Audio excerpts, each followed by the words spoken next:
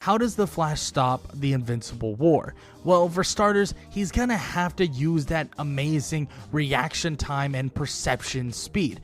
We know that the Flash is extremely fast, but that's not the only thing that's extremely quick. His ability to react and perceive is something that makes him a very formidable ally. At the end of the day, the Flash will have to deal with a lot of different scenarios that most would not be able to deal with in such a quick succession. And the Invincible War is just that. He's going to be approached by a multitude of Mark Graysons who he has no idea if they're good or bad, at least not off the bat. Maybe initially he's thinking, oh, it's invincible, like what's going on, why is everything being destroyed, and he might get caught off guard. I know we love to talk about how CW Flash loves to talk so much and get caught off guard, so that is somewhat a reality. We have seen versions of the Flash get hit by actual bullets because he's not paying attention necessarily, but we've also seen versions of the Flash that are a little bit more evil, you could say,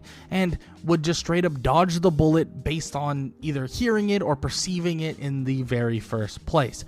But at the very end of the day, Flash's ability to react and perceive at a very high rate will allow the entire world to start realizing the threat that is here, and Flash basically would be able to respond and would have all these different mapped out responses across the entirety of the globe. Yeah, the entirety of the freaking globe. And he'd be able to kind of understand, all right, what's happening here, what heroes are here,